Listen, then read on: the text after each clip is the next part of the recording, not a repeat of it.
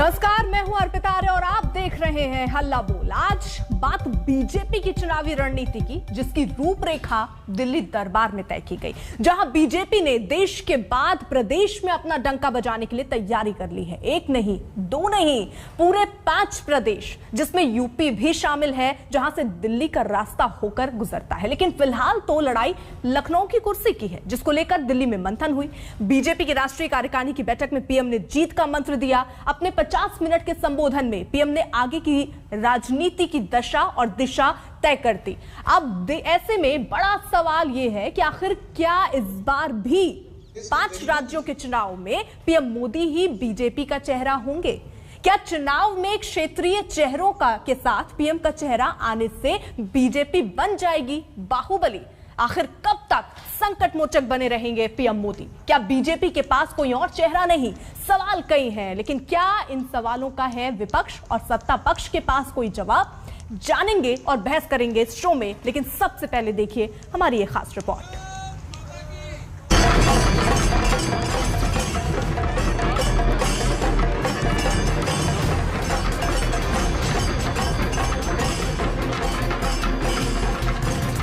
संकल्प से सिद्धि तक, सेवा से समर्पण तक, जन सामर्थ्य से इतिहास रचने तक, बीजेपी जब दिल्ली के एनडीएमसी कन्वेंशन सेंटर में जुटी तो इसी पर मंथन हुआ। बीजेपी राष्ट्रीय कार्यकारिणी की बैठक में पीएम मोदी ने जीत का पंचामृत दिया। उन्होंने कहा कि भारतीय जनता पार्टी के कार्यकर्ताओं को सामान्य आदमी के मन के विश्वास का सेतु बनना चाहिए, become a bridge of faith for common man. मंथन दिल्ली में हुआ तो एक्शन उन 5 राज्यों में दिखेगा जहां विधानसभा चुनाव होने हैं। हालांकि असल लड़ाई यूपी की है, जिसके जरिए ही दिल्ली का रास्ता पहुंचता है। वैसे तो यूपी के चुनाव में योगी ही सीएम का चेहरा है, लेकिन बीजेपी को लगता है कि जीत की असली गारंटी तो पीएम मोदी ही है। चुनाव में मुद्दों की भरमार है, चाहे बात कोरोना की हो या महंगाई की या एंटी इनकम्बेंसी या किसानों की। ये वो मुद्दे हैं जो हाल के दिनों में बीजेपी को परेशान करते रहे हैं और विपक्ष के हाथ में बड़े हथियार की तरह है। लेकिन बीजेपी ने भी तैयारी कर ली है, सरकार के कामों की पूरी लिस्ट बना ली है। 100 करोड़ वैक्सीन की डोज लगाकर मोदी सरकार ने इतिहास रचा है। तेल की आसमान छूती कीमतों के बीच मोदी सरकार ने पेट्रोल पर 5 रुपए और डीजल पर 10 रुपए एक्साइज ड्यूटी घटाकर तुरुप का पत्ता फेंका है। किसानों के खाते में सालाना 6000 ट्रांसफर करके भी बीजेपी ने काफी हद तक विपक्ष की धार को कुंद किया है।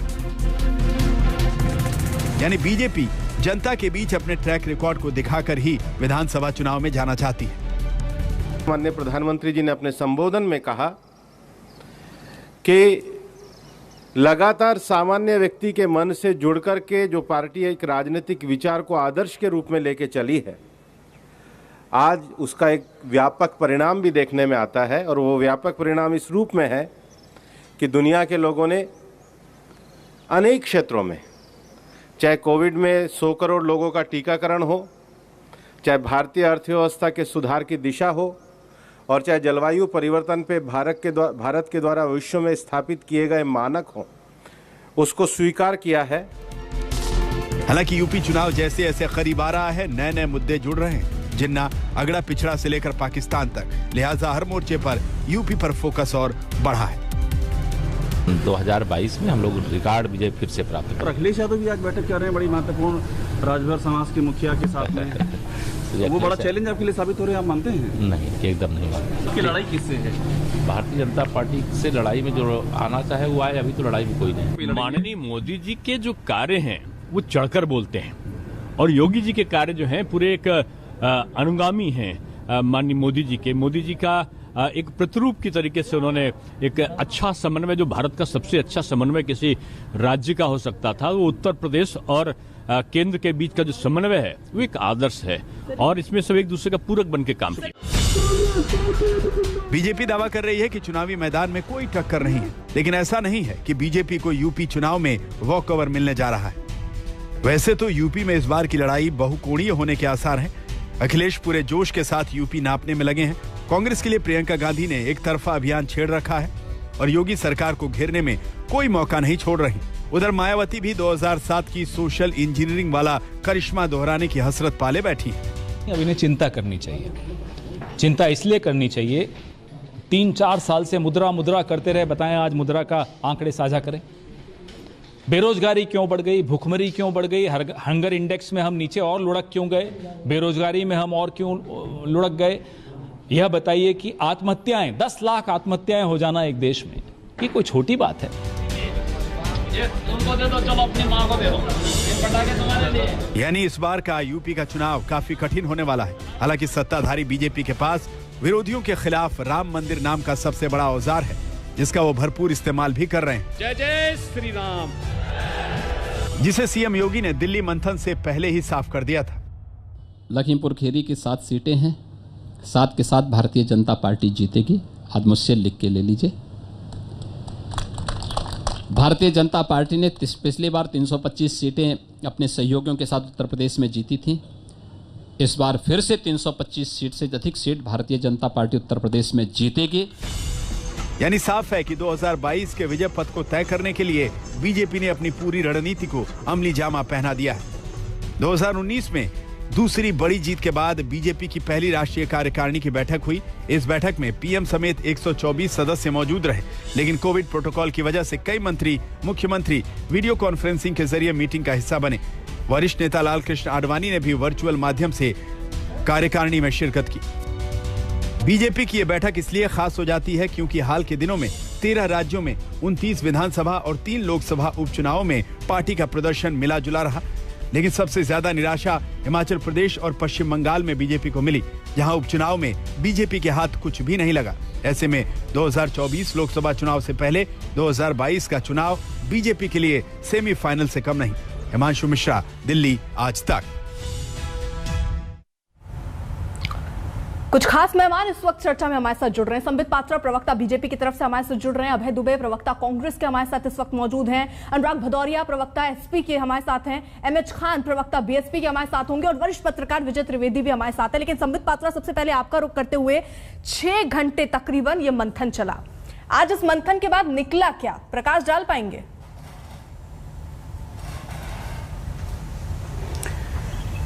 देखिए अर्पिता जी, सबसे बड़ी बात है कि 6 घंटे तक भारतीय जनता पार्टी लोकतांत्रिक तरीके से देश के विभिन्न कोनों से जुड़ते हुए मंथन कर सकती है, ये अपने आप में एक बड़ा विषय है।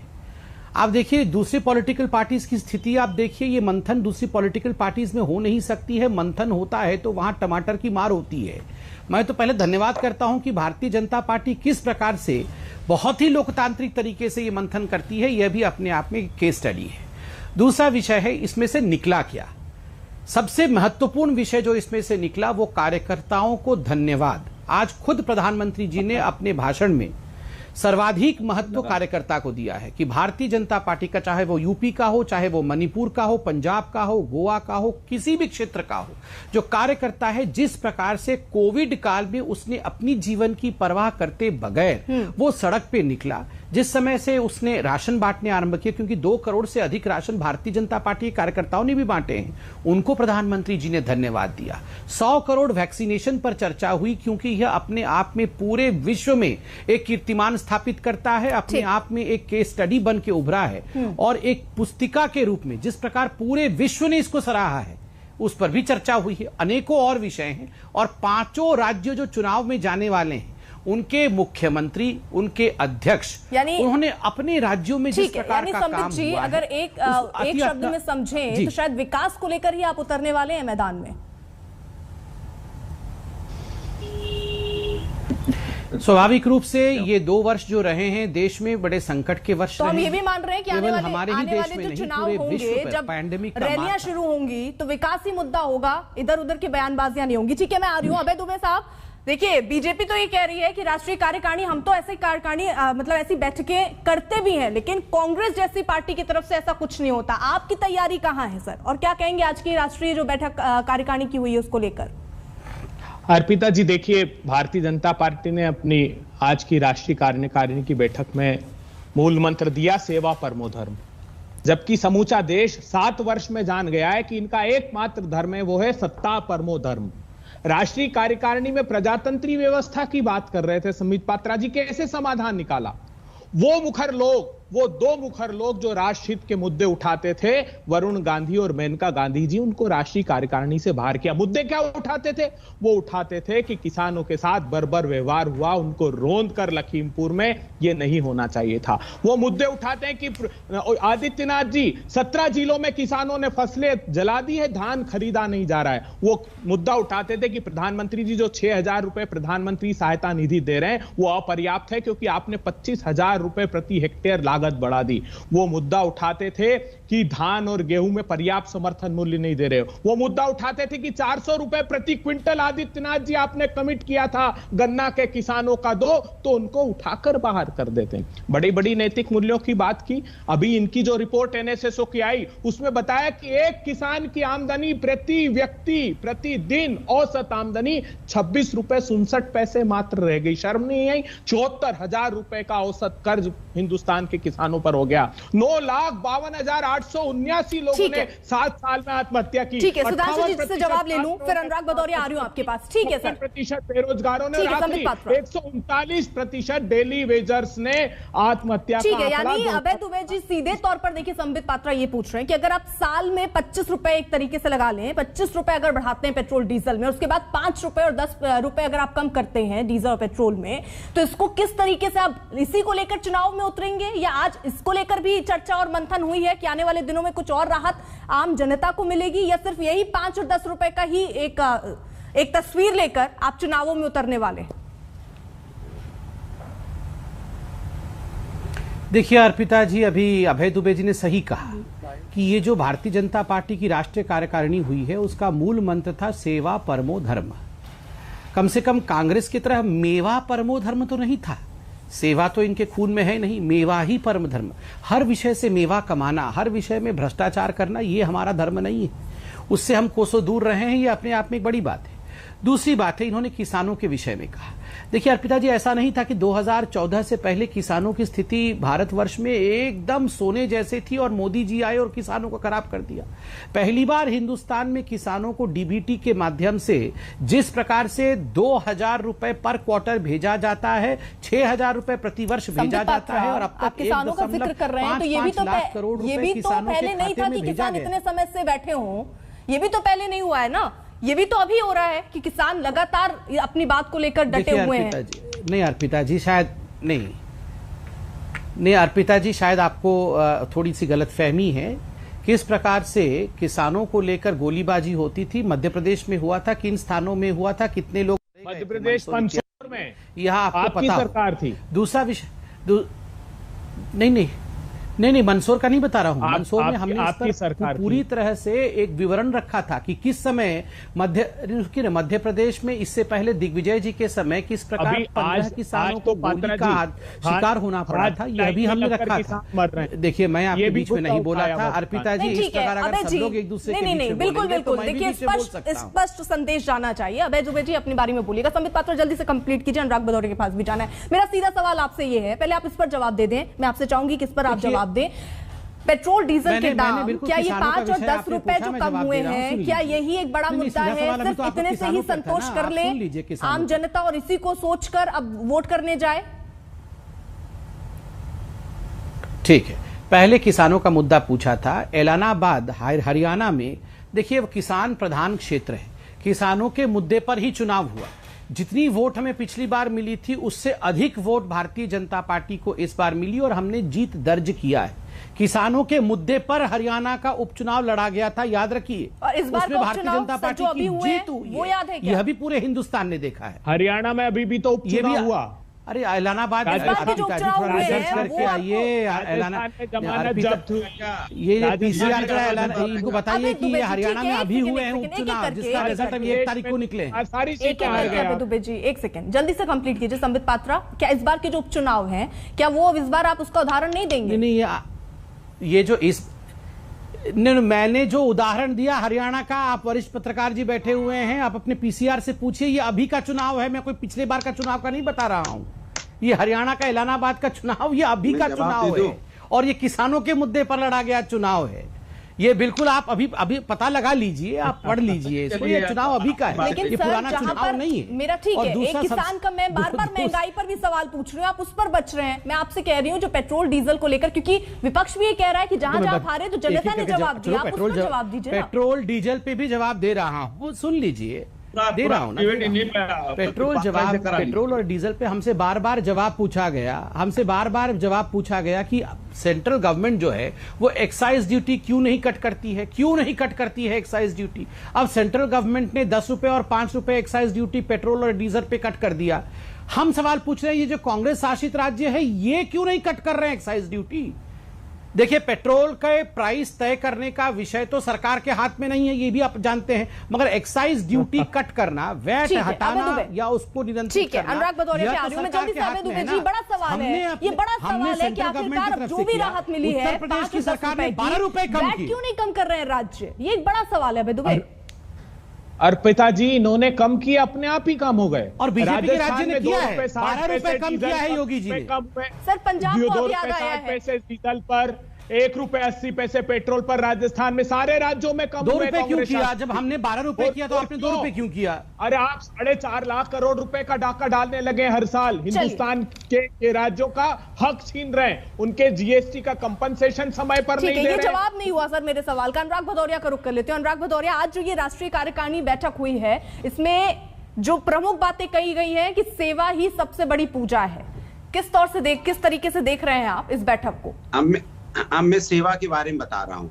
भारतीय जनता पार्टी के प्रवक्ता कह रहे थे केस स्टडी है, ये बिल्कुल केस स्टडी है। जहां हिमाचल से आपके राष्ट्रीय अध्यक्ष जी आते हैं वहां पे आप सारी सीटें हार जाते हैं, केस स्टडी तो है। जहां मंडी की सीट आप 3.5 लाख से जीते थे, आज वो बुरी तरह हार गए, केस स्टडी तो है ये। विधानसभा भी हार गए, बिल्कुल केस स्टडी है। और भी केस स्टडी है भारतीय जनता पार्टी में। लखीमपुर के पहली बार ऐसा देखा गया है कि लखीमपुर से जो सांसद हैं, जो इनके बहुत प्रिय हैं, जो लोग जिनके बेटे श्री रौन देते लोगों को, जिनके ऊपर मुकदमे भी हैं, केस स्टडी तो है। फिर भी आज जो मंत्री बने हुए गृह राज्य मंत्री और गृह मंत्री के बगल में खड़े होते हैं, ये केस स्टडी कहां देखने को मिलेगी? ऐसे अपराधी गृह राज्य मंत्री हैं, एक केस स्टडी है। बिल्कुल सही कह रहे हैं, भारतीय जनता पार्टी में केस स्टडी का जवाब नहीं है। दूसरी बात ये कह रहे थे कि डीजल पेट्रोल की कीमत तो सरकार के पास कम करने को नहीं है, तो पहले यार 2014 में क्यों सिलेंडर और पेट्रोल के लिए हंगामा काटते थे कि सरकार कम क्यों नहीं कर रही है? तब भी तो सरकार के पास नहीं था। आप लगातार 1.5 साल से डीजल पेट्रोल की कीमत बढ़ा रहे थे, एक दिन थोड़ा सा कम कर दिया, मतलब समुद्र से एक लोटा पानी निकालने की बात कर रहे हो। जो महंगाई आपने बढ़ाई है देश के अंदर में, आलू प्याज टमाटर तक महंगा है, सरसों का तेल 250 रुपए है, बेचारा गरीब व्यक्ति दिया नहीं जला पाया दीपावली में अपने घर में। आपको क्या फर्क पड़ता है? आपको तो कोई फर्क नहीं पड़ता नहीं है। सरकार है, बल्ले बल्ले है, चाहे दिए पे दिया जलाओ। बेचारा गरीब आदमी के बारे में सोचा आपने? वो सरसों का तेल कैसे दिया जलाएगा? वो दिवाली कैसे मनाएगा? क्या उसको दिवाली मनाने का हक नहीं था? आपने वो भी हक छीन लिया। यहाँ पे लगातार परेशानियों से लोग, आप कोरोना की बात कर रहे हैं, कोरोना में यहाँ पे बिना ऑक्सीजन के लोग तड़प तड़प के मर गए लाखों लोग, और संसद में खड़े होकर आपके लोग क्या कहते हैं मंत्री? एक व्यक्ति की भी मौत नहीं हुई। इससे बड़ा मजाक देश के साथ हो सकता है क्या? आप बताइए, उत्तर प्रदेश की बात कर ले तो जहरीली शराब पीने से हजारों लोगों की मौतें हो गई, लेकिन मुख्यमंत्री के वक्तव्य में कभी ये बात आती नहीं है। और लगातार बच्चों की बुखार से मौतें हो रही हैं, लगातार मौतें हो रही हैं, कभी कोई वक्तव्य आता ही नहीं है। मुख्यमंत्री भूल जाते हैं, मुख्यमंत्री इधर उधर की बात करेंगे, पता नहीं उनको क्या जनता की बात नहीं करती। जनता भी 2022 में आपकी बात नहीं करेगी, जनता भी आपको इस बार बाहर का रास्ता दिखा देगी, वोट के माध्यम से ऐसा करारा तमाचा मारेगी कि काल को याद पड़े, अरे ये तो महंगाई थी, हम तो चले गए। तब आपको याद आएगा कि यहाँ महंगाई है, बेरोजगारी है, महिलाओं पे अत्याचार है। अभी नहीं आएगा समझ में, अभी केस स्टडी आपकी गड़बड़ है, थोड़ा ठीक कर लीजिए। अर्पिता जी, संबित पात्रा, मुझे आप 10 सेकंड, क्योंकि देखिए आप ही से सीधे सवाल होंगे जो समाजवादी पार्टी की तरफ से भी उठ रहे हैं, बीएसपी की तरफ से भी स्वाभाविक उठेंगे। मैं जल्दी से अहमद खान साहब को भी चर्चा में शामिल कर लेती हूँ, फिर सभी का जवाब हम मिलकर दे दीजिएगा। अहमद खान साहब, गप्पू भाई अभी फेंकेंगे लंबी लंबी गप्पे। सर टपोरी तो नहीं हूं आपकी तरह, कम से कम ऐसी टिप्पणी ना कीजिए, पर्सनल टिप्पणी मत कीजिए, ठीक है? जब आप सरकार में थे सर, तब क्या हो रहा था सबको पता है। टपोरी तो नहीं हूं, आप मुझे ऐसा बोलोगे तो मैं भी आपको टपोरी बोलूंगा। पर्सनल अटैक नहीं, मैं आप दोनों को रोकूंगी सर, नहीं ऐसे चर्चा का स्तर गिरता है। अहमद खान साहब, आज जो ये कार्यकारिणी की बैठक हुई है, इसको किस तरीके से आप देखते हैं? बीजेपी ने तय किया कि किस तरीके की रणनीति अब आगे होनी चाहिए, खासतौर पर यूपी को लेकर, आपकी अपनी रणनीति क्या है? देखिए अर्पिता जी, बीजेपी कार्यकारिणी की बैठक हुई तो उसमें चर्चा महंगाई पर नहीं हुई, उसमें चर्चा किसानों की समस्याओं पर नहीं, उसमें चर्चा जो है हत्याओं पर। महंगाई पर क्या हुई चर्चा? क्या क्या काम किया महंगाई के काम का? क्या करना काम बताया? क्या ये काम मुझे करना महंगाई पर? आप 2014 से डायरेक्ट डीजल पेट्रोल का दाम बढ़ा करके 50 रुपया ज्यादा बढ़ा करके 10 रुपया 5 रुपया कम कर रहे हैं। बड़ी मेहरबानी कर रहे हैं आप। ये बढ़ाना फिर घटाना, 50 रुपया बढ़ाना और 10 रुपया घटाना, ये तो हमारी पार्टी की नेता बहन कुमारी मायावती जी बराबर आग्रह कर रही हैं, निवेदन भी कर रही हैं और मांग भी कर रही हैं कि पेट्रोल डीजल का दाम घटाया जाए। ये तो जो घटा है ये बहन कुमारी मायावती जी का प्रेशर है जो घटाया इन्होंने, वरना ये घटाते भी नहीं। और सवाल इस बात का है कि जब उत्तर प्रदेश का चुनाव आ गया, 5 राज्यों का चुनाव आ गया है, नहीं सर, मतलब अमित खान साहब आप ये कह रहे हैं कि मायावती के चलते पेट्रोल डीजल में एक्साइज ड्यूटी घटाई गई है? बात पूरी होने दीजिए अर्पिता जी, बात नहीं होने दे रही है। अरे सर मैं तो समझना चाह रही हूँ, क्या मैंने सही सुना? मैं ये समझना चाह रही हूँ क्या मैंने सही सुना? नहीं हुआ, नहीं 15 सेकंड में नहीं हुआ, आप काट देंगे। नहीं सर, आप अपनी बात कंप्लीट कीजिए, बस मैं ये पूछना चाह रही थी आपसे, बोलिए। आप क्या पूछ रही थी, बोलिए क्या पूछना रहे? आप ये कह रहे हैं कि मायावती की वजह से एक्साइज ड्यूटी कम की है केंद्र सरकार ने, आपने ऐसा कुछ कहा क्या? नहीं, ये बराबर डिमांड कर रही थी, मांग कर रही थी और आग्रह भी कर रही थी बहन कुमारी मायावती। अच्छा, कि तमिलनाडु की सरकार ने कम कर दिया है, आप भी कम करिए, तब इसका प्रेशर पड़ा है, तब ये कम हुआ है, ऐसा नहीं हुआ है। लेकिन ये इसको हम मानते नहीं कम हुआ है। 50 रुपया बढ़ा करके 5 रुपया कम करना, ये तो जनता के साथ जाति करना है। अब देखिए उत्तर प्रदेश का चुनाव आ रहा है, 5 राज्यों का चुनाव आ रहा है, इसमें कहीं कानून व्यवस्था की बात नहीं कही गई। कार्यकर्ताओं की पिट ठोकी गई, तुम जाओ पिटोगे। एमएलए एमपी भी उत्तर प्रदेश से लेकर पूर्वी उत्तर प्रदेश तक कुर्ते फाड़े जा रहे हैं। क्या किसानों के 3 काले कानून क्यों नहीं वापस हुए? 3 कानून काले वापस पे क्यों नहीं चर्चा हुई? किसान आज 11 महीने 12 महीने से बैठा हुआ है, सैकड़ों किसान मर चुका है, इस पर क्यों नहीं चर्चा हुई? अरे भाई एक संवेदना व्यक्त कर देते, शो कर देते कि हाँ इतने किसान मर गए हैं, हम इस पर चर्चा ही नहीं कर रहे हैं, किसानों की बात ही नहीं कर रहे हैं। आप तो सिर्फ कार्यकर्ताओं, अच्छा कोरोना काल की बात कर रहे हैं। कोरोना काल के सेकेंड वेव में लाखों लोग मर गए, किसी को दवा नहीं मिली, किसी को ऑक्सीजन नहीं मिला, किसी को बेड नहीं मिला, किसी को हॉस्पिटल नहीं मिला, किसी को एम्बुलेंस नहीं मिला, इसकी चर्चा नहीं किया इन्होंने। पूरे दुनिया में कोरोना काल ठीक है, जल्दी से संबित पात्रा छोटा सा इसका जवाब में चाहूंगी, क्योंकि देखिए सवाल तो कई दागे गए हैं, जाहिर तौर पर जवाब देने में वक्त लगेगा, लेकिन मुझे विजय त्रिवेदी साहब के पास भी जाना है। ठीक है सर, अहमद खान साहब एक सेकंड, संबित पात्रा वो ये कह रहे हैं, क्या आप जरा पहले ये स्पष्ट कर दीजिए, जो आज राष्ट्रीय कार्यकारिणी की बैठक हुई, क्या महंगाई जैसा मुद्दा उस पर था? क्या किसान से जुड़े मुद्दे वहां पर चर्चा किए गए? क्या इन मुद्दों के साथ आगे आपने कोई रणनीति बनाई है उतरने की मैदान में? उस पर नहीं बोलेंगे, नहीं, मैं तो इनको भी अगली बार इनवाइट कर दूंगा। इतना इनको अगर इच्छा है कि ये जाने हमारे यहाँ क्या हो रहा है, तो मैं दोनों भाइयों को इनवाइट करूंगा, दोनों आए हमारे राष्ट्रीय कार्यकारिणी अटेंड करें, बैठाएंगे गैलरी में इनको। बहरहाल मैं जवाब देता हूँ। देखिए अर्पिता जी, आपका स्टूडियो जहाँ से आप अभी डिबेट भी कर रही हैं वो भी उत्तर प्रदेश में है। आप खुद भी जानती हैं उत्तर प्रदेश की स्थिति 2017 से पहले माफिया राज के अंतर्गत किस प्रकार का था। आप खुद बताइए, जिस प्रकार के डॉन और माफियाओं का राज सत्ता के संरक्षण में उत्तर प्रदेश में चलता था, आज उसमें किस प्रकार का परिवर्तन है? आज मेरा सवाल बहुत सीधा सा था और मैं उसका बहुत छोटा सा जवाब जानना चाह रही हूँ। क्या राष्ट्रीय कार्यकारिणी की बैठक जो हुई है, यही सवाल हो रहे हैं कि क्या महंगाई किसानों के मुद्दे पर बात हुई? अमित खान साहब, अब आप बोलते रहेंगे तो ऐसे चर्चा नहीं बढ़ेगी। सर एक सेकंड, सर आप ही का सवाल पूछिए। अर्पिता जी, 4 लोग मेरे से सवाल पूछेंगे, अर्पिता जी अगर 4 लोग मुझसे सवाल पूछेंगे और मुझे 10 सेकंड मिलेगा तो मैं कैसे जवाब दूंगा?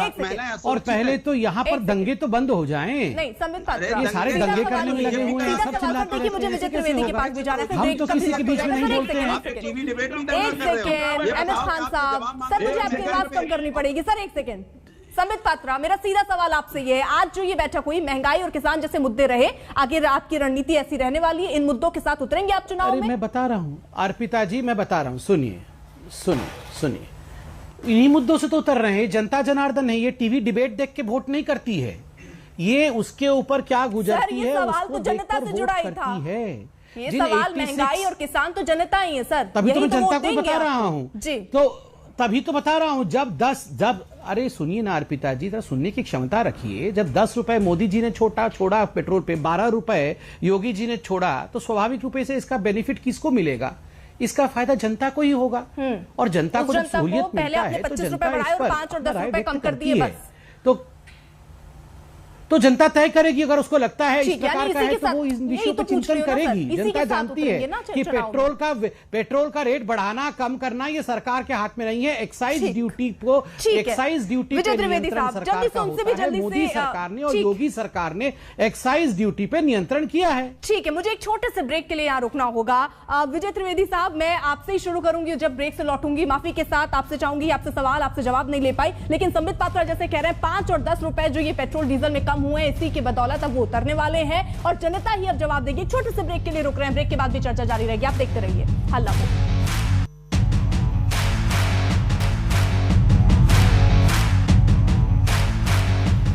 तो आज करीब 6 घंटे का मंथन चला। राष्ट्रीय कार्यकारिणी की बीजेपी की बैठक हुई। प्रधानमंत्री नरेंद्र मोदी ने वहां संदेश दिया कि सेवा भाव से ही जनता के बीच पहुंचना, उनकी सेवा करेंगे और उसी के साथ साथ आगे बढ़ना है। साथ ही साथ विकास का मुद्दा होगा। 5 राज्यों में जहां चुनाव होने हैं उसको लेकर एजेंडा भी वहां पर तय हुआ है। तमाम मेहमान हमारे साथ लगातार बने हुए हैं। विजय त्रिवेदी साहब का मैं रुकने की पाई थी, वरिष्ठ पत्रकार हमारे साथ मौजूद है। विजय त्रिवेदी साहब, जो आज बातें कही गई, जिस तरीके का एजेंडा इन 5 राज्यों के लिए खासतौर पर बीजेपी ने तय किया, जो अभी तक छनकर सामने आ रही है, उसको किस तरीके से देख रहे हैं? क्या महंगाई जैसा मुद्दा, किसानों जैसा मुद्दा उतना असर डालेगा जितना उपचुनाव में हमने देखा? अर्पिता जी, जब जितना मैं समझता हूँ भारतीय जनता पार्टी की राष्ट्रीय कार्यकारिणी की बैठक होती है, जिसका जिक्र किया आपने, मंथन का शब्द का इस्तेमाल किया, तो मंथन का मतलब होता है इंट्रोस्पेक्ट। तो राष्ट्रीय कार्यकारिणी के 2 हिस्से होते हैं। एक हिस्सा है जो संबित जी और पार्टी के प्रवक्ता आपको हमें सब लोगों को बताते हैं कि क्या क्या पॉजिटिव चीजें हुई, प्रधानमंत्री जी ने क्या कहा, राष्ट्रीय अध्यक्ष ने क्या कहा, और रणनीति के तौर पे पॉजिटिव चीजें क्या है और नेगेटिव चीजें क्या होती है, वो पार्टी के अंदर राष्ट्रीय कार्यकारिणी की बैठक है। इसलिए मैं ये समझता हूँ कि पार्टी की कार्यकारिणी में महंगाई के मुद्दे पर भी चर्चा हुई होगी, कितनी महंगाई हो रही है, क्योंकि भारतीय जनता पार्टी के कार्यकर्ता भी वो सब चीजों का असर देख रहे होंगे, उसको महसूस कर रहे होंगे। कोरोना में जो इस तरह का मिसमैनेजमेंट हुआ उत्तर प्रदेश में, दूसरे राज्यों में, उसकी चर्चा भी जरूर वहां पर हुई होगी। मंथन जब आप चर्चा करते हैं तो मंथन से मुझे अमृत मंथन और समुद्र मंथन याद आता है। तो समुद्र मंथन में क्या होता है कि अमृत भी निकलता है और विष भी निकलता है। तो जो अमृत है वो संबित पात्रा लेकर आ गए, अपने मुख्यमंत्रियों में बांट दिया है और वो 5 मुख्यमंत्री, जो 4 मुख्यमंत्री हैं 5 राज्यों में, वो उस अमृत मंथन के घड़े को लेकर घूम रहे हैं। उससे कितना चुनाव का नतीजा निकलेगा, लेकिन उसके साथ विष भी निकलता है। मंथन में कभी ऐसा होता ही नहीं। आप दही दूध से भी बनाएंगे, मंथन करेंगे तो घी भी निकलता है और मट्ठा भी निकलता है। तो जो विष निकला है उस विष को कौन स्वीकार करेगा? भारतीय जनता पार्टी में वो कौन नीलकंठ बनेगा? अभी याद होगा आपको कि पिछले दिनों 12 मंत्रियों को नीलकंठ बनना पड़ा था कोरोना के बाद और सारे लोगों को। तो इन चुनावों के बाद नीलकंठ कौन बनेगा, कौन उस विष को स्वीकार करेगा और क्या पार्टी की रणनीति है? बड़ा सवाल रख दिया सर आपने संबित पात्रा। प्रदेश का नीलकंठ कौन बनेगा? और सिर्फ अमृत तो निकलता नहीं है जब मंथन चलता है, विष भी निकलता है। देखिए, विजय जी वरिष्ठ पत्रकार है, उन्होंने अमृत और विष की बात कही, अच्छी बात है। उन्होंने कहा कि हम लोग अमृत लेके आए हैं। मुझे पता है अमृत के लिए यहाँ पर और 3 प्रवक्ता बैठे हैं, उनमें लड़ाई हो रही है कि हमें भी अमृत दीजिए, हमें भी अमृत दीजिए। मगर ये विजय भाई का बड़प्पन है कि उन्होंने सारा अमृत हमारे मुख्यमंत्रियों तक पहुंचा दिया। अब रहा विषय की कौन बनेगा, कौन विषय, ये देखिए फिर शुरू हो गए। बीजेपी के पास कहाँ है? ये मेरे समय में भी बोलेंगे अर्पिता जी, आवाज क्यों नहीं कम रखते हैं? ठीक है, एक कर 3 लोग हमारे खिलाफ हैं। सर बात अमृत की थी ना, इसलिए शायद सब बोल पड़े, लेकिन ठीक है, आप विष पर बात करेंगे तो शायद नहीं बोलेंगे। विष बची कहाँ है? ये तीनों तो पी चुके हैं सारा विष। नहीं, ये विष बचा कहाँ है अर्पिता बहन? ये तो तीनों प्रवक्ता सारे विष पी के बैठे हुए हैं, ऐसा लग रहा है। ये तो पूरा देखिए आप किस प्रकार जहर उगल रहे हैं। बहरहाल ऑन अ सीरियस नोट, देखिए जहां तक विषपान करने का सवाल है, देखिए हम सब तो मनुष्य हैं, नीलकंठ से तो कोई किसी की कंपैरिजन नहीं कर रहा है। मगर आप बताइए, कोरोना काल में अगर सही मायने में देखा जाए, निरंतर परिश्रम करते हुए किसी व्यक्ति ने इस देश को आगे बढ़ाने का काम किया, 100 करोड़ से अधिक लोगों को वैक्सीनेट कराने का काम किया, तो उनका नाम नरेंद्र मोदी है। इस देश में जिस प्रकार की परिस्थिति 2014 से पहले, पात्रा जी मैं आपको रोक रही हूँ क्योंकि यहाँ काउंटर सवाल है मेरा। मानव सर, मेरा काउंटर सवाल ये है कि मुझे बार-बार रोक लेंगी तो मैं एक सेंटेंस से पूरा कैसे करूंगा? एक मेरा काउंटर सवाल है, मुझे जवाब देखिए आपने को देना है। आपने ये कहा अमृत और विष की हम बात कर रहे हैं, आप अभी भी अमृत की बात कर रहे हैं, आप विष की बात ही नहीं कर रहे हैं। मेरा सवाल ये है कि आपने पूछा नीलकंठ कौन बनेगा? सर सुन लीजिए ना संबित पात्रा। अरे आपका सवाल अभी थोड़ी देर पहले था कि नीलकंठ कौन बनेगा, अब आप बोल रही है मुझे नीलकंठ नहीं चाहिए। अरे तो सर मैं 4 सवाल पूछूं, 2 सवाल पूछूं, 1 सवाल पूछूं, आपको तो उतने ही आराम से जवाब दे सकते हैं। रुकिए 1 सेकंड अनुराग भदौरिया, आप डिस्टर्ब करेंगे तो पक्का नहीं देंगे। मैं आराम से जवाब दूंगा, मगर एक प्रश्न का जवाब देने तो दीजिए अर्पिता बहन। मेरा सवाल काउंटर सवाल सर, समझते हैं ना, काउंटर सवाल है सर, सुन लीजिए, आराम से सुन लीजिए। मेरा सवाल आपसे संबित पात्रा, आपने कहा अमृत और विष की बात कर रहे थे हम, आपने कहा वैक्सीनेशन प्रोग्राम जो आगे चला देश में वो तो अमृत हो गया। जो हमने तस्वीरें देखी, बेड की कमी देखी, कोरोना से इतनी डेथ देखी, इतनी मौतें देखी, परिवार के सदस्य लोगों ने अपने खोए, उस विष पर कब बात करेंगे? क्या उसको लेकर आप नहीं उतरेंगे चुनाव में, या उसको लेकर 2 शब्द नहीं बोलेंगे, उसको लेकर कुछ नहीं बोलेंगे? उस विष पर भी तो चर्चा कीजिए ना सर, अगर आप केवल अमृत पर चर्चा कर रहे हैं तो। मुझे 2 मिनट दीजिए, मैं 2 शब्द बोलता हूं। नहीं सही बात है, ये प्रश्न होना चाहिए, मैं जवाब देता हूं, आप धैर्यपूर्वक सुनिएगा इसको जरा। देखिए इसमें कोई तो मत नहीं है अर्पिता जी कि बहुत तकलीफ हुई कोरोना काल में, अपने चले गए हैं, कई लोग चले गए, कई परिवारों ने अपना सब कुछ खो दिया है, इस पे चर्चा होनी चाहिए। मगर अर्पिता जी आप बताइए 2014 से पहले ऐसा था क्या कि सारे जिलों में ऑक्सीजन प्लांट लगाया हुआ था, सब जगह हॉस्पिटल बने हुए थे, N95 इस देश में बनता था, वेंटिलेटर इस देश में बनता था, और मोदी जी प्रधानमंत्री बनने के बाद उन्होंने ये सारी फैक्ट्रियां बंद करवा दिया और उसके बाद हमने कोई बदमाशी, हमने पैसे खा लिए, ऐसा नहीं था अर्पिता जी। इस देश में एक N95 मास्क तक नहीं बनता था, वेंटिलेटर तो बहुत दूर की बात है। 3 महीने के अंदर N95 मास्क 5 लाख प्रतिदिन बनना, वेंटिलेटर 50,000 से अधिक वेंटिलेटर सारे अस्पताल में पहुंच जाना, 3 महीने के अंदर ऑक्सीजन 900 मेट्रिक टन से बढ़ा करके उसके उत्पादन को 10,000 मेट्रिक टन तक पहुंचा देना। आपको क्या लगता है ये छोटा विषय है क्या? आप सोच के क्या झूठ है? आप लोग कह रहे थे ये वैक्सीन लगाना नहीं चाहिए, आपकी पार्टी कह रही थी इसमें गाय का खून है, अनुराग भदौरिया के अखिलेश जी कह रहे थे कि ये तो बीजेपी की वैक्सीन है, हम लगाएंगे नहीं। अरे धिक्कार है आप जैसे लोगों के ऊपर, आप जैसे नफरती लोगों के होने के बावजूद इस देश की जनता ने 100 करोड़ वैक्सीन एक्सेप्ट किया, इस देश की जनता को नमन। आप जैसे धूर्त और मक्कार राजनीतिक पार्टियों के होते हुए भी इस देश की जीत हुई, ये बहुत बड़ी ठीक है संबित पात्रा, 1 सेकंड, अबे दुबे, ऐसे धोखेबाज पार्टियां ऐसे। रोक रही हूं मैं आपको इसी बीच एक बड़ी खबर आपको बता दें, T20 विश्व कप में टीम इंडिया की उम्मीदों को झटका लगा है। आपको बता दें बड़ी खबर, अफगानिस्तान पर नजर थी, अफगानिस्तान को 8 विकेट से न्यूजीलैंड ने हरा दिया है, और अफगानिस्तान की हार से ही ये भारत की जो उम्मीद थी वो उम्मीद भी उसको बड़ा झटका यहां पर लगा। T20 विश्व कप में अफगानिस्तान की हार हुई है, क्योंकि पहले तो टॉस जीता अफगानिस्तान ने, उसके बाद बल्लेबाज चले नहीं, लक्ष्य बहुत छोटा रहा और उसको बहुत ही आसानी से न्यूजीलैंड ने चेस कर लिया। आपको बता दें बड़ी खबर, T20 विश्व कप में अफगानिस्तान की हार हुई और बड़ा झटका यहां पर उस उम्मीद को, जो उम्मीद हम लोग लगाए बैठे थे, क्योंकि भारत ने शुरुआती 2 मैच अपने गंवाए, जिसके बाद नजर दूसरे के परफॉर्मेंस पे अफगानिस्तान पर नजर थी कि आखिरकार आज अगर अफगानिस्तान न्यूजीलैंड को हरा देता तो राह थोड़ी आसान हो जाती। तो आपको बता दें न्यूजीलैंड ने अफगानिस्तान को 8 विकेट से हरा दिया, तो बड़ा झटका यहां पर उम्मीदों पर कि सेमीफाइनल में पहुंचेंगे हम, लेकिन T20 विश्व कप से टीम इंडिया बाहर हो गया है। और ये सवाल रविंद्र जडेजा से भी पूछा गया था, उम्मीद तो उस वक्त तक हम लगाए हुए थे कि अफगानिस्तान की जीत होगी तो भारत के लिए आगे की राह खुल जाएगी, लेकिन इस हार के साथ अब सारी राह भारत के लिए बंद हो चुकी है। T20 विश्व कप से अफगानिस्तान की हार और टीम इंडिया इसी हार के साथ साथ बाहर, क्योंकि अपने शुरुआती 2 मैच भारत ने अच्छे नहीं खेले, जहां से उसके बाद का परफॉर्मेंस भारत का बिल्कुल सही जरूर रहा, अच्छा खेला भारत, लेकिन ऐसे में अब नजरें टिकी हुई थी अफगानिस्तान पर। अगर आज अफगानिस्तान ये मैच जीता तो भारत के लिए राह आसान होती, लेकिन अफगानिस्तान की हार के साथ ही भारत की उम्मीद खत्म हुई है।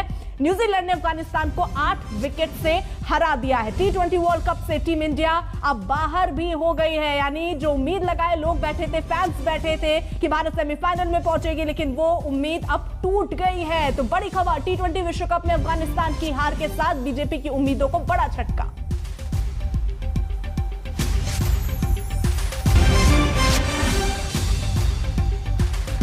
तो 7:30 बजे विस्तार से इस पर चर्चा करेंगे, लेकिन इस वक्त जो हम जिस विषय पर चर्चा कर रहे थे उस पर लौटते हैं। और इस पर सवाल लगातार बन रहा था कि आखिरकार कौन कौन से वो मुद्दे हैं जिस पर अब बीजेपी की कार्यकारिणी के बाद एजेंडा सेट हुआ है। 5 राज्यों में विधानसभा के चुनाव होने और किन किन मुद्दों को लेकर बीजेपी उतरने वाली है। अबे दुबे कुछ कहना चाह रहे हैं, अबे दुबे का आप कंप्लीट कीजिए, अनुराग भदौरिया।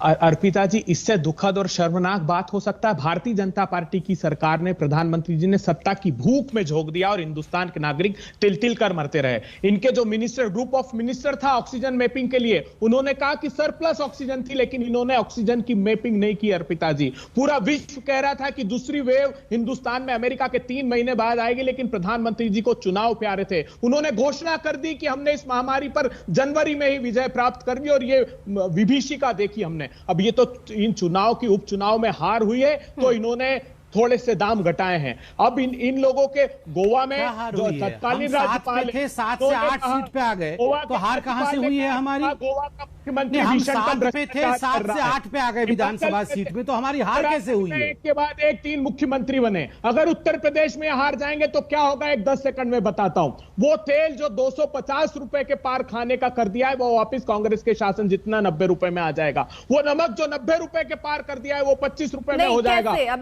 यहाँ तो आप एक सेकंड, कैसे सर? हाँ, वो इटली से लेके आ रहे हैं ना, राहुल गांधी गए यहाँ पर डिबेट में सर, नमक लेके आने के लिए। पूछने वाले लोग नहीं, वो इटली गए हैं, राहुल गांधी घर का नमक लेके आएंगे, इसलिए सोयाबीन तेल में आग लगना प्रारंभ हुई, दाल की जमाखोरी हुई, दाल के दाम में आग लगा दी। तो ये पूंजीपतियों के कह रहे हैं कांग्रेस की सरकार अगर यूपी में आती है तो पेट्रोल डीजल के दाम कितने पहुंच जाएंगे सर? आप तो सब गिना रहे थे बकायदा। कांग्रेस उत्तर प्रदेश में कहां से आ जाएगी? राहुल गांधी तो यूपी आ नहीं रहे हैं, कांग्रेस की सरकार बड़ी आ जाएगी यूपी में। सर उनके वादे तो सुने जा सकते हैं ना, अभय दुबे जी बता रहे हैं। हाँ, जल्दी से अभय दुबे जी, अनुराग भदौरिया का भी रुख करना है मुझे। देखिए, हार से प्रीत रखते हैं प्रधानमंत्री जी, जो कह रहे थे ना 4 सीट नहीं आना है, वो वादे में तो चंद्रमा लेके आएगा। रुकिए, 60,000 जघन्य अपराध उत्तर प्रदेश में हो रहे हैं, हिंदुस्तान के सबसे ज्यादा। 12,000 अपहरण हिंदुस्तान के सबसे ज्यादा। 3,779 हत्या उत्तर प्रदेश में हुई, जो सबसे ज्यादा। इसको शांति का टापू बोलते हैं। जल्दी से अनुराग भदौरिया भी अपना। अनुराग भदौरिया, बीजेपी ने तो पूरी अपनी रणनीति तय कर ली है उत्तर प्रदेश के लिहाज से। समाजवादी पार्टी को नमाज पार्टी कह दिया गया है, आपकी अपनी तैयारी क्या है? ठीक है अभय दुबे, अनुराग भदौरिया। इनके पास बार बार आपने पूछा महंगाई पे, तो महंगाई पे हमारे गप्पू भाई कोई बात करते ही नहीं है। जहां तक कि सेवा, बीजेपी ने सही बोला है कि सेवा में मेवा है, और ये बीजेपी को याद आ गया चुनाव के पहले कि सेवा में मेवा है, तो चुनाव के पहले बीजेपी को याद आ गया। अच्छी बात है, क्योंकि ये मेवा ही खोजते हैं, सेवा तो इनको करनी नहीं है। सेवा करनी होती तो आज 5 साल से उत्तर प्रदेश में सरकार थी, देश में इतने दिनों से है, तो डीजल पेट्रोल की कीमत इतनी नहीं होती, और ना ही इतनी महंगाई आपको उत्तर प्रदेश और देश में देखने को मिलती, ना ही इतनी बेरोजगारी देखने को मिलती। ये वो लोग हैं जो जनता की सेवा नहीं करते। अगर आप इतने हितैषी हैं आम जनता के, महंगाई से जुड़े मुद्दे क्यों नहीं आप लोग क्यों नहीं उठा रहे? आप तो जिला ले आए उत्तर प्रदेश चुनाव से पहले, क्यों सर? अरे बोल तो रहे, देखो ये भारतीय जनता पार्टी को तो जो बात इनको बोलोगे, इनके पास कुछ बोलने को नहीं है। अरे तो ये क्या कैसे जनता के लिए बोले? जनता महंगाई में कैसे बोलेंगे? समाजवादी पार्टी के प्रवक्ता है, मैं आपसे सवाल पूछ रही हूँ। नहीं बोलेंगे, नहीं बोलेंगे, या भूमाफिया पैदा होगा नहीं बोलेंगे, इधर की बातें करेंगे। छोड़िए फिर एमएच खान साहब, नहीं अगर आप जवाब दे तो मैं आपसे सवाल पूछूं सर, ऐसे अगर आप बोलते रहेंगे तो नहीं चलेगा। एमएच खान साहब, ठीक है, अनुराग भदौरिया आ रही है। एमएच खान साहब, बीएसपी की रणनीति अपनी क्या है? महंगाई, और आप यहां जब डिबेट में हम बैठते हैं और जब आम जनता की बात करते हैं तो हर पार्टी ये दिखाती है कि सबसे बड़ी रहनुमा आम जनता की कोई और नहीं, हम हैं। लेकिन महंगाई और विकास का मुद्दा लेकर कौन उतरता है सड़क पर? कितनी बार मायावती ने कोई प्रोटेस्ट किया या वो उतरी है सड़क पर? महंगाई जो बढ़ी है, जो आप कहते रहते हैं डिबेट में बैठकर, सड़कों पर किया है कभी प्रदर्शन कि ब्राह्मण सम्मेलन चलता रहता है सर? ये तो आपका ये सवाल बीजेपी का है जो आप उठा रही हैं। सवाल हम सर, मैंने बीजेपी के प्रवक्ता रखे हुए हैं सर। आप मुझे मत सर, सीधा सवाल बुरा लगता है तो आप इस तरीके से बात पलट देते हैं, वो अलग बात है, लेकिन मैं ये सुनूंगी नहीं सर।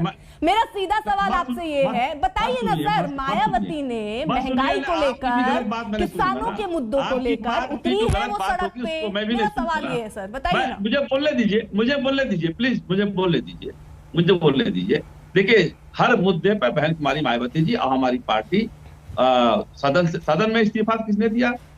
आप बताइए, सदन में इस्तीफा किसी पार्टी का नेता आज तक इतिहास में जो बना हो, भारत जब से बना है, भारत हिंदुस्तान जब से बना है, राज्यसभा का उनका 4 साल का टर्म बाकी था, इसी समस्याओं को लेकर के इस्तीफा एक अकेली बहन कुमारी मायावती जी ने दिया है। किसी ने एमएलए का भी इस्तीफा दिया है? आज 120B का मुलजिम पार्लियामेंट में बैठा हुआ है, किसानों को रोकने वाला आदमी जो कह रहा है कि मैं खुद मेरा बेटा साथ में थे, इस पर सवाल नहीं उठेगा? सवाल तो यह है कि ऐसी चीज। आप सभी का बहुत बहुत शुक्रिया। समय की कमी की वजह से आप सभी को यही रोकना पड़ रहा है, लेकिन सवाल तो यही बना हुआ है कि आखिरकार महंगाई और विकास का मुद्दा सिर्फ डिबेट में ही क्यों होता है? आम जनता के लिए क्यों सिर्फ बातें होती हैं, काम नहीं? एक बड़ा सवाल। एक छोटे से ब्रेक के लिए रुक रहे हैं, आप देखते रहिए हल्ला बोल। तो आज करीब 6 घंटे का मंथन चला, राष्ट्रीय कार्यकारिणी की बैठक हुई और उसमें विष और अमृत दोनों, जैसा हम चर्चा में बात करें तो उस पर आज बात हुई। लेकिन सवाल तो यही है कि क्या महंगाई और किसान का मुद्दा ये एक बड़ा मुद्दा बनने वाला है आने वाले चुनाव में? और क्या सिर्फ प्रधानमंत्री नरेंद्र मोदी का ही चेहरा होगा जिसको लेकर बीजेपी आगे उतरने वाली है? क्या सिर्फ काम पर बात होगी या राम के नाम पर भी वोट मांगे जाएंगे? ये तमाम सवाल बने हुए हैं। फिलहाल आज हल्ला बोल में इतना ही। आप देखते रहिए देश दुनिया की तमाम बड़ी खबरों के लिए आज तक।